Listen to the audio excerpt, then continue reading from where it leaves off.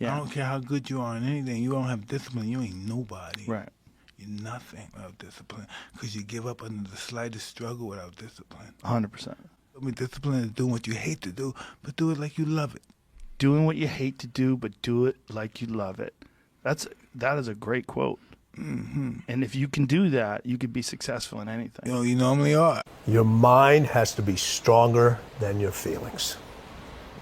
Your mind has to be stronger than your feelings. Think about every poor decision you've made in your life. Gosh. There was more emotion that was involved in it than there was mind. Every single one of them. Think about it. Really was. Your feelings keep you in bed. Your mind tells you, get up. It's easy to give up.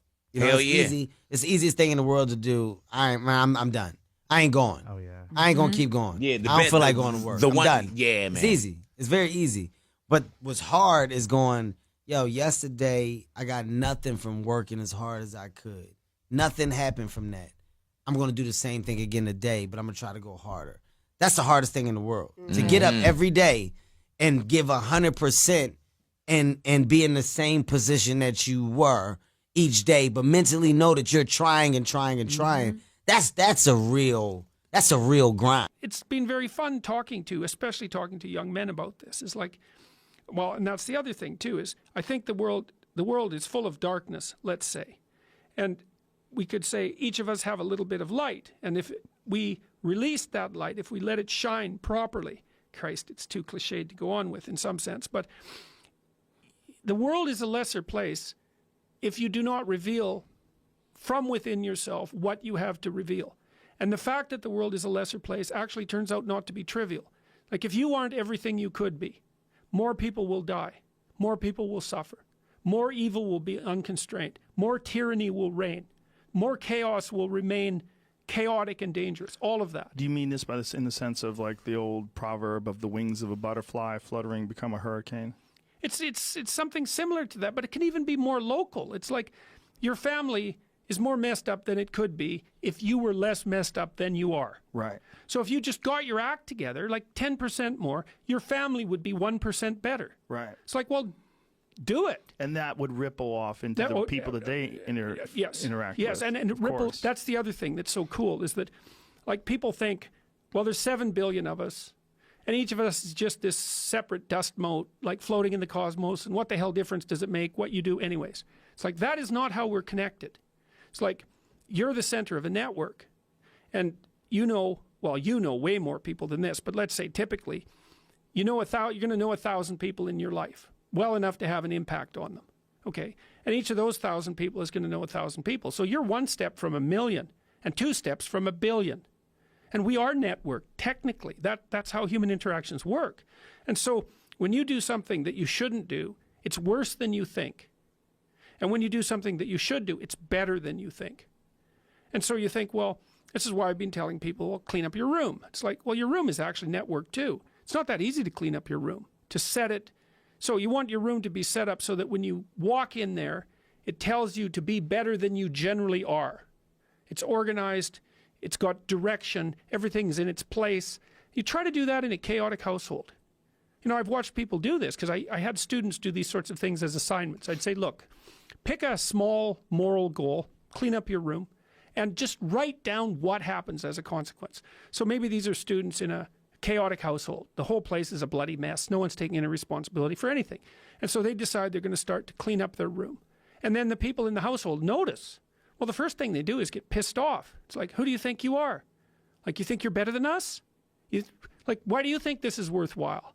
Who died and made you God? All of that. So just by trying to organize this little part of their life, they immediately run into the people whose actions they're casting in a dim light by trying to improve themselves to some degree. They might have to have like a thorough war in their household to be allowed to do something as simple as keep the room orderly. They'll find out very rapidly that A, that's way more difficult than it sounds, and B, that the consequences of it are far more far-reaching than people think. So that's quite fun. You know, because maybe part of it is that like everything around you is full of potential. Everything. Maybe more potential than you could ever possibly utilize. And so maybe all you have is this little rat hole of a room in some rundown place in the world. It's like, fix it up. There's more there than you think. See what happens if you fix it up. And you'll fix yourself up simultaneously because you have to get disciplined in order to fix up the room. And then you have a fixed up room and you'll be a more fixed up person. It's like, you think that nothing will happen as a consequence of that? It's like all hell will break loose as a consequence of that. And trust me, you have a mindset right now, just like I have a mindset. It's how we view life. I know people with a negative mindset, which basically they view everything in a negative way. I know people with a positive mindset, which means they view everything in a positive way. People with an abundance mindset, a scarcity mindset. It's a way of thinking. The question is, how did we get there? How did we get that mindset? Through practice and habits. People that have a negative mindset have continually thought negatively. People that have a positive mindset have continually thought positively. You see, the things I do today determines the habits I have tomorrow, which determines the mindset that I have for life. So go back to what you do daily and ask yourself, what kind of a mindset am I developing today?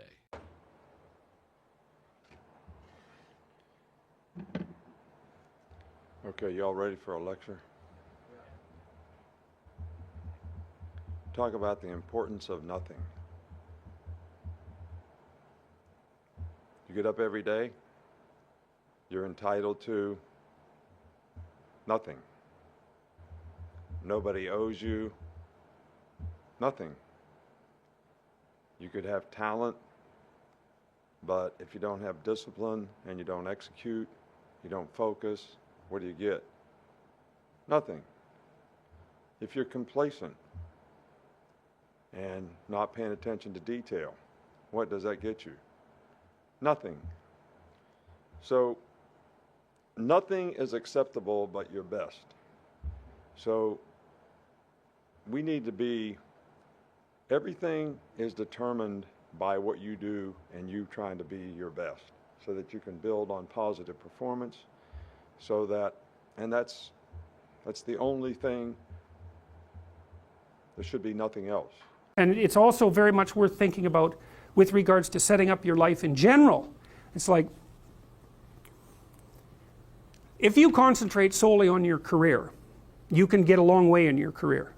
And I would say that that's a strategy that a minority of men preferentially do. That's all they do. They work like 70, 80 hours a week. They go flat out on their career. They're staking everything on the small probability of exceptional status in a narrow domain. But it's hard on them. They don't have a life. It's very difficult for them to have a family. They don't know how to take any leisure activity. Like, they get very one-dimensional. Now, it may be that that unidimensionality is the price you have to pay to be exceptional at one thing, right? Because if you're going to be something like a genius level mathematician and you want to do that for, or a scientist, say, it's like, you're in your lab all the time, you're working 70 hours a week or 80 hours a week, you're smart, you're dedicated, you're unidimensional, and that's how you get to beat all the other people who are doing that. It's the only way. But the problem is you don't get a life. Now, if you love being a scientist and you have that kind of focus of mind, well, first of all, you're a rare person, and second, you're going to pay for it. But fine, more power to you. But it's a risky business to do that. You sacrifice a lot for it. You know, and I would say most often, if you're speaking about having a healthy life, that isn't what you do. You spread yourself out more. So, you know, you have a family, you have some things that you do outside of work that are meaningful to you and useful. You have a network of friends. Well, those 3 things alone, or 4 things alone, are plenty to keep you well oriented. And then if one of those things collapses, you know, everything doesn't go. Now, the price you pay for that is the more you strive to optimize that balance, the less likely you are to be fantastically successful at any single one of them. But you might have a very, you know, if you consider your life as a whole, that might be a winning strategy. It's like, I want one thing in my life to be 150%, or I want 5 things in my life to be 80%. Well, there's a lot more richness in a life where you have 5 things operating at 80%, but you're not operating at any of them at 150%. So, and I really believe this. You know, I really don't have regrets. I am a person that says, you know, as soon as you look back in your history and you come up with something that you feel like you want to change, something else has to change. So what about your biggest disappointment? Once again, that's the same analogy. Disappointment to me, to win, you got to lose. To be successful, you got to have something that's not successful. To be happy, you got to have disappointment. So I think all of those things have evolved and happened to make me who I am and understand the benefits and the privileges I have for being who I am, and not to wear it on my sleeve, be very humble about it. That's one thing my parents taught me very well is, don't wear your reputation, don't wear your accolades, don't wear your personality on your sleeve. Let it happen, let it be you. It is who you are. Don't hide from it, but don't wear it and rub it in people's face. You talk about performance without a purpose. Mm-hmm. What's that? So, like, for instance, let's say you have no races. Let's say you have no classes, no nothing. There's no purpose in your life. People need to have purpose to get up. They need purpose to perform. You need to get to a point in your life where there's nothing on the docket. There's no 5K. There's no I'm going to get into school to be this or that and still perform to the highest level. Because what people don't get is one day that thing's going to come up. And if you're not constantly performing without purpose, you're not going to be ready when the time comes. It's this magical thing, purpose, that we're all looking for. But what's funny about it all is that we need these things to perform. But we don't take a second to realize the purpose is always there. The purpose never leaves us because the very purpose is you. You are always the purpose. There may be another purpose, like being a SEAL or going to college or whatever, but the main purpose in life is you. So if you wake up in the morning and you don't want to do something, you don't care enough about yourself. And that's what you need to really research is, man, why am I not doing this for myself? Because that is the number one purpose in life, is to better oneself. So that's the only purpose I fucking need. So the reason I get up every day, even though there's no race or there's no school, or there's nothing in front of me, is because I have pride in myself. The key to being successful is planting. You've got to plant. Now, when you plant seeds, young people, you can't expect the harvest in 30 days. The harvest don't come in 30 days. You got to plant your seed, and sometimes the harvest don't come for years. Everything is not instant. So here's what I do. I get a row and I drop seeds in the ground. Then I go back and I cover them up with dirt, because the dirt, you need the dirt. Then once I cover it up, I dig another row and I plant some more seeds. I got about 10 rows planted. I look back at the first row and it's starting to sprout. Some stuff starting to come out the ground. I don't go back to that first row and just start eating, because it ain't really bearing no fruit right now. You can't eat the stalks and the leaves. You got to wait till it bears fruit. In the meantime, you got to keep planting.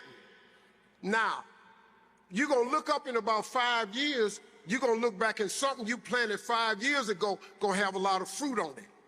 Then you can go back and start partaking of that fruit. But the reason you got to keep planting is because sometimes you're going to get rained out. Sometimes it's going to be a drought.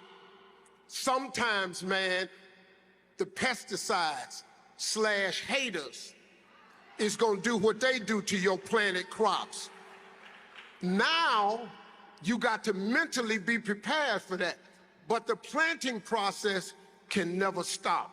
If I could tell anybody anything, keep planting seeds and never stop planting, because you have no idea when God gonna drop all the necessary rain and you look up and everything you need is right there.